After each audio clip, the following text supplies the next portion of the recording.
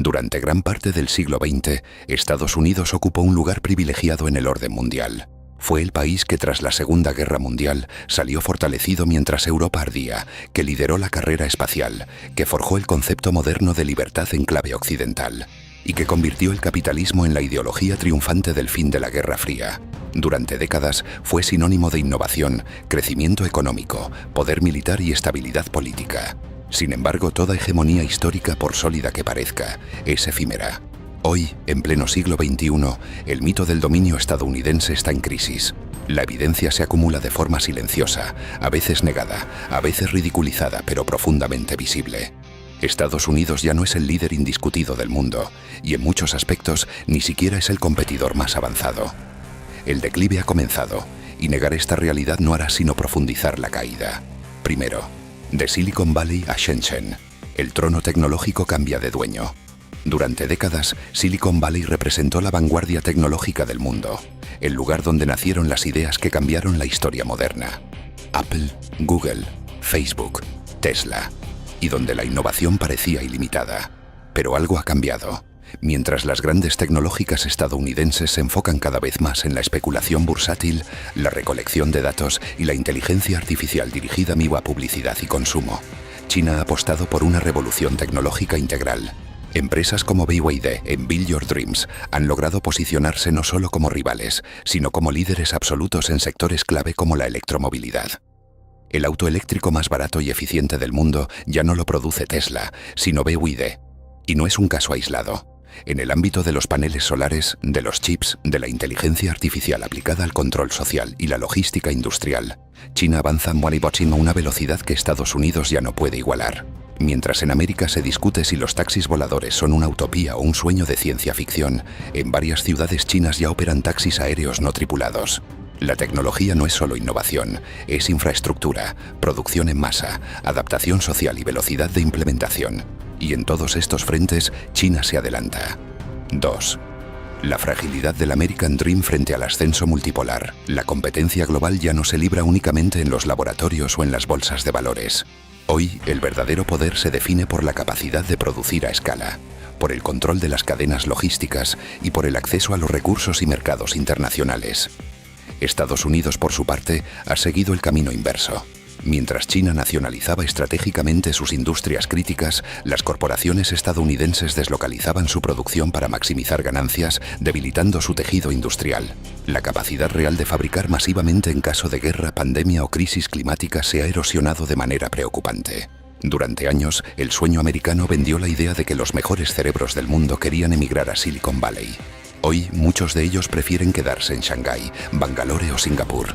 El imán cultural y académico de Estados Unidos se desvanece, reemplazado por la percepción de un país envejecido, dividido y en decadencia. Tercera, la ilusión del excepcionalismo. Cuando ya no se es el número uno de los pilares ideológicos del poder estadounidense ha sido el excepcionalismo, la creencia de que Estados Unidos no solo era más poderoso, sino más moral, más innovador, más justo. Este relato ha sido repetido por generaciones, desde presidentes hasta profesores universitarios. Pero en la era global interconectada, los mitos se enfrentan a la realidad empírica.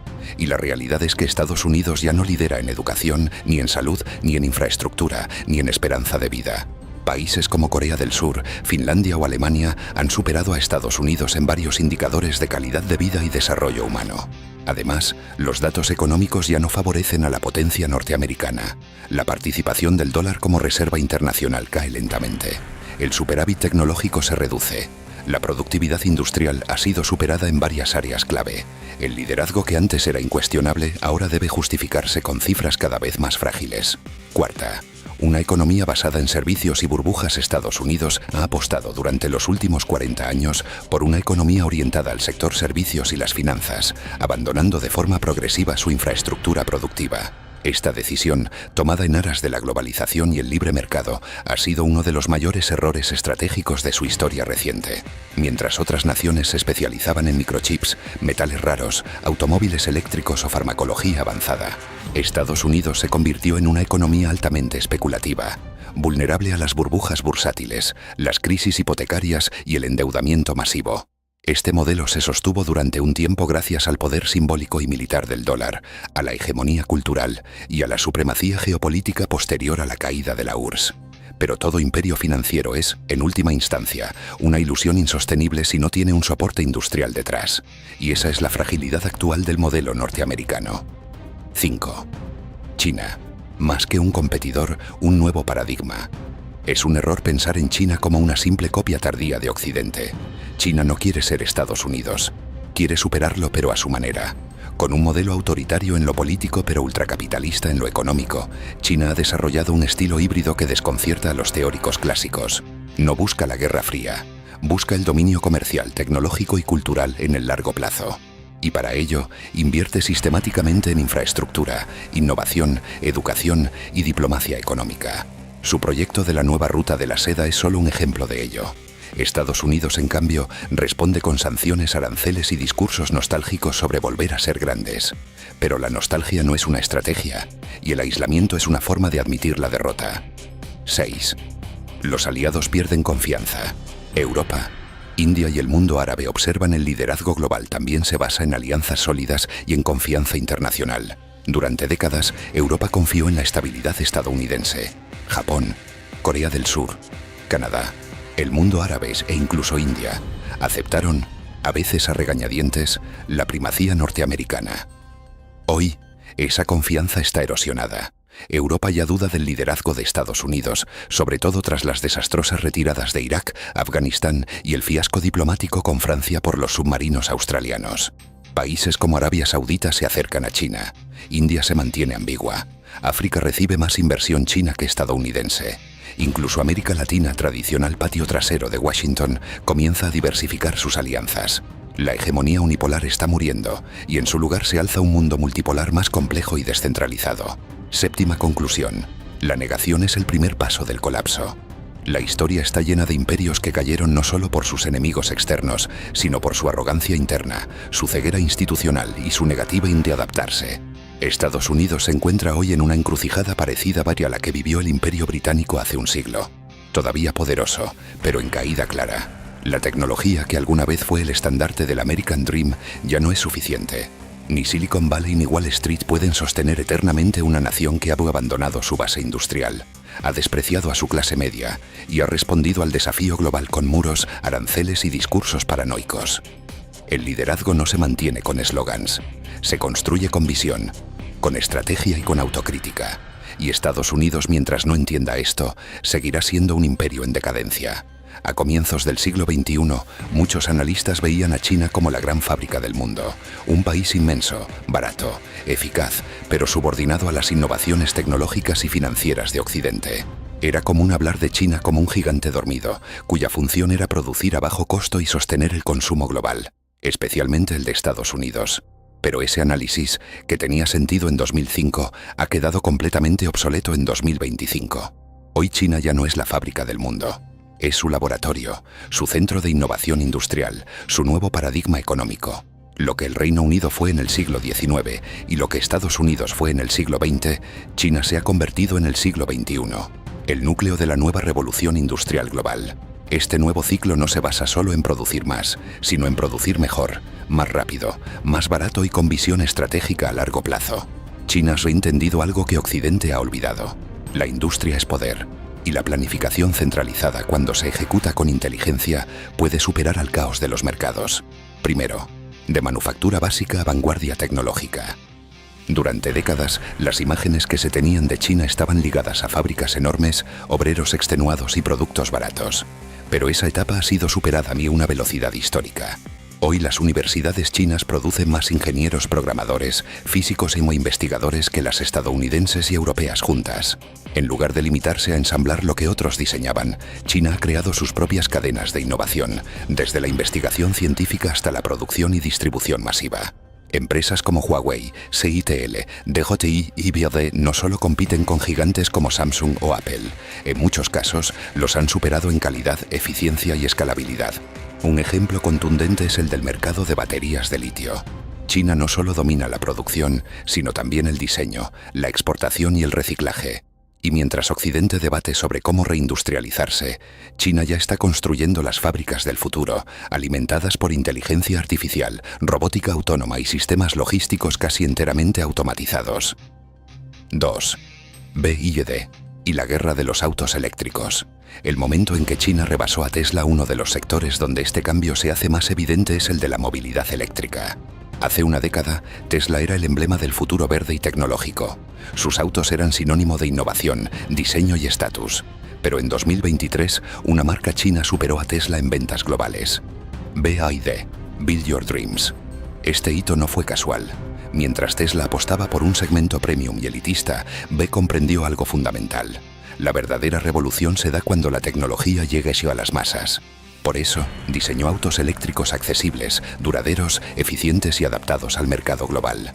Pero más allá de las cifras, lo más revelador es el ecosistema que BYD ha creado. Fábricas automatizadas, cadenas de suministro nacionales, reciclaje de baterías, estaciones de carga autónomas y exportaciones a más de 70 países. En pocas palabras, BYD no solo produce autos eléctricos, está rediseñando el concepto de transporte urbano global. Tercera tecnología con dirección estatal. El modelo híbrido que desconcierta a mi Occidente. Una de las claves del éxito chino ha sido su modelo económico híbrido. Un sistema donde el mercado y el Estado no se excluyen, sino que se coordinan. Lejos de la doctrina neoliberal, donde el Estado debe desaparecer para que florezca el capital privado, China ha mantenido una planificación central fuerte que guía las inversiones, orienta las prioridades tecnológicas y protege sectores estratégicos con una visión de país. Así, mientras en Occidente las empresas tecnológicas luchan por imponer sus intereses frente a gobiernos cada vez más débiles, en China ocurre lo contrario. El capital privado se subordina a los intereses nacionales. Esta coordinación le ha permitido al país tomar decisiones de largo plazo que ninguna democracia liberal podría implementar sin caer en crisis política. Por ejemplo, la inversión masiva en trenes de alta velocidad, energía solar, procesamiento de datos cuánticos y exploración espacial ha sido planificada décadas antes de su rentabilidad, algo impensable en sistemas guiados solo por la lógica del corto plazo y la ganancia inmediata. Cuarta, la inteligencia artificial como herramienta de poder estatal. Otro campo en el que China ha dado pasos agigantados es el de la inteligencia artificial, IA. Pero a diferencia de Estados Unidos, donde la IA está enfocada principalmente en mejorar algoritmos publicitarios, asistentes virtuales y sistemas de consumo, China la usa como herramienta de control, gestión y eficiencia estatal. Las ciudades inteligentes chinas no son simplemente un experimento de Big Data urbano. Son laboratorios sociales masivos, donde los algoritmos dirigen el tráfico, controlan el consumo energético, identifican patrones de comportamiento y optimizan el gasto público en tiempo real. Además, la IA en China está integrada a sistemas de vigilancia masiva, reconocimiento facial, seguimiento por geolocalización y análisis predictivo del crimen. Elementos que escandalizan en Occidente pero que, en el contexto chino, forman parte de una lógica de orden, eficiencia y centralización. Para muchos, esto representa una distopía. Para otros, una ventaja estratégica brutal, especialmente en conflictos, pandemias o crisis ambientales. La realidad es que mientras en Occidente se debate si la IA destruirá empleos o manipulará elecciones, en China ya se implementa como columna vertebral del nuevo modelo de gobernanza. 5. Energía, recursos y sustentabilidad. El juego largo de Beijing. A diferencia de la visión cortoplacista de muchas potencias occidentales, China ha muy entendido que el futuro económico se definirá por quien controle la energía, el agua y los recursos estratégicos. Por eso, ha invertido de manera agresiva en energías renovables, control de minerales raros, tecnología nuclear de cuarta generación y tratamiento de residuos a escala urbana. Mientras en Estados Unidos se debate sobre volver al carbón o proteger intereses petroleros, China ya es líder mundial en paneles solares, turbinas eólicas y plantas de reciclaje automatizadas. Además, a través de su gigantesco proyecto de la Franja y la Ruta, Belt and Road Initiative, Beijing ha asegurado acceso privilegiado a puertos, minas, ferrocarriles y corredores logísticos en Asia, África, Europa del Este y América Latina. Ya no se trata solo de producir, se trata de controlar los caminos por donde transita el futuro. 6. Educación, cultura y ciencia. El renacimiento intelectual de una civilización milenaria. Otro de los frentes estratégicos en los que China ha apostado a largo plazo es el de la educación y la ciencia básica. El país invierte más del 2,4% de su PIB en investigación y desarrollo, y y ha fundado decenas de universidades tecnológicas de élite, muchas de las cuales ya superan a sus pares occidentales en rankings de ingeniería, robótica y física aplicada. Además, ha fomentado el retorno de científicos chinos que estudiaron en Harvard, Stanford o el MIT, ofreciéndoles salarios altos, laboratorios de primer nivel y un ecosistema académico sin restricciones presupuestarias. China no solo está formando a su próxima generación de genios, los está repatriando y posicionando como los líderes del nuevo mundo científico. En términos culturales, también ha comenzado una estrategia sutil pero poderosa de soft power, difundiendo el idioma mandarín, sus valores tradicionales y una visión de mundo basada en el pragmatismo confuciano, el respeto por la autoridad y la armonía social, en contraste con el caos ideológico de las democracias occidentales. Séptima conclusión: no es una competencia, es un reemplazo. La narrativa dominante en Occidente aún cree que China está compitiendo con Estados Unidos por el liderazgo global. Pero los hechos sugieren algo más inquietante. China ya no compite. China reemplaza. Reemplaza fábricas, mercados, patentes, tecnología, rutas marítimas, bancos, universidades, satélites, infraestructuras y valores culturales. Su ascenso no es temporal ni circunstancial. Es sistémico, estructural y respaldado por una lógica de 1000 años de historia imperial. El problema no es que China gane. El problema es que Occidente aún no ha entendido que está perdiendo. Hubo un tiempo en que las fábricas de Detroit rugían noche y día, en que el acero de Pittsburgh construía imperios y en que el humo de Manchester era símbolo de progreso. Ese tiempo quedó atrás. Las chimeneas se apagaron, las máquinas se detuvieron y millones de obreros fueron lanzados al olvido. En nombre de la ineficiencia, el libre comercio y la globalización, Occidente desmanteló su músculo industrial con sus propias manos. Lo que parecía una evolución inevitable hacia un mundo postindustrial, lleno de servicios, tecnología y capital financiero, ha mostrado su rostro verdadero. Un espejismo que vació países enteros, fracturó sociedades, concentró la riqueza en las élites urbanas y entregó el poder de producción, y por tanto, de soberanía, a países como China. Ahora, ante el ascenso asiático, las guerras comerciales, las crisis logísticas y los conflictos armados, Occidente intenta volver a fabricar. Pero se encuentra con algo inesperado. Ya no sabe cómo. Primera globalización desindustrializante.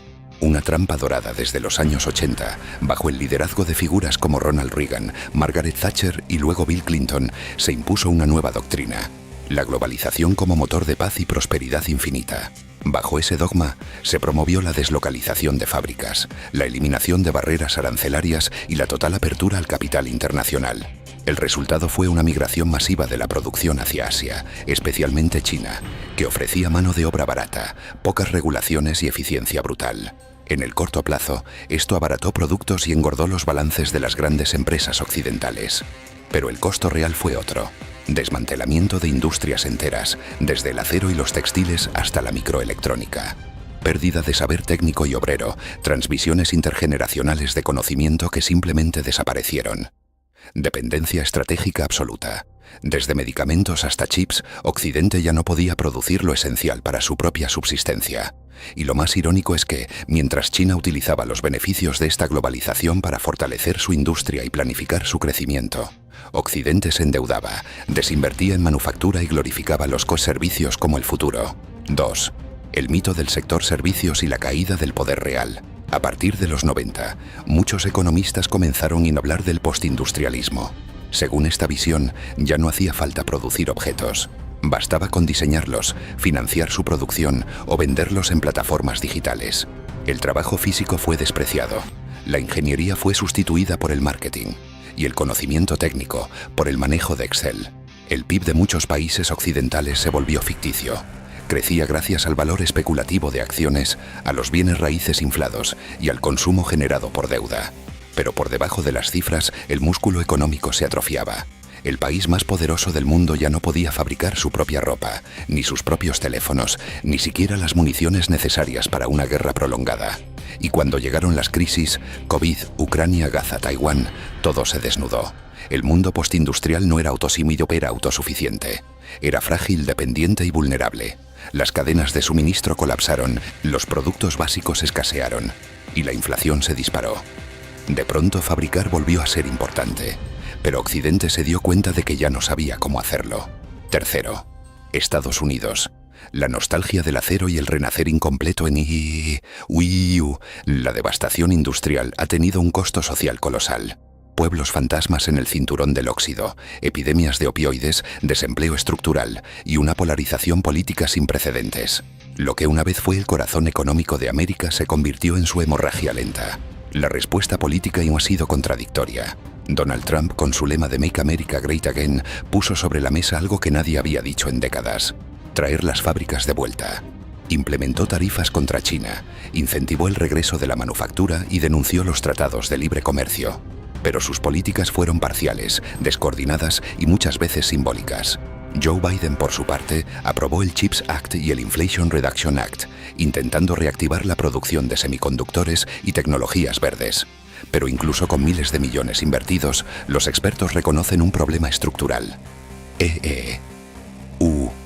Ya no tiene suficientes obreros calificados, ni ingenieros industriales, ni cadenas logísticas robustas. Volver y reindustrializar requiere más que dinero. Requiere tiempo, cultura técnica, formación profesional, infraestructura y, sobre todo, visión a largo plazo. Y eso es precisamente lo que ha faltado. Cuarta Europa.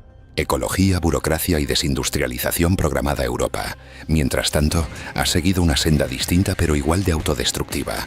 Obsesionada con la transición ecológica y atrapada en una maraña burocrática, ha apostado por políticas que desincentivan la producción, encarecen la energía y penalizan el uso de tecnologías no renovables, incluso cuando no existen alternativas viables a corto plazo. El caso de Alemania es paradigmático. Por décadas fue el el motor industrial de Europa, con sus autos, su maquinaria pesada, su ingeniería de precisión. Pero tras el abandono del carbón y la energía nuclear, combinado con la ruptura del suministro de gas ruso tras la guerra en Ucrania, la industria alemana entró en crisis. Miles de empresas han comenzado a trasladarse a Estados Unidos, China o India, en busca de energía más barata, menos regulación y mayor apoyo estatal. Francia, Italia y España, por su parte, enfrentan crisis estructurales similares, con desempleo juvenil masivo y una industria que apenas sobrevive gracias a subsidios y proteccionismo débil. La Unión Europea, que se suponía una potencia económica global, ha acabado como un ente político sin rumbo, atrapado entre su dependencia energética, su desindustrialización forzada y su subordinación militar a Estados Unidos. Quinto, nacionalismo económico. Rescate o reflejo de desesperación.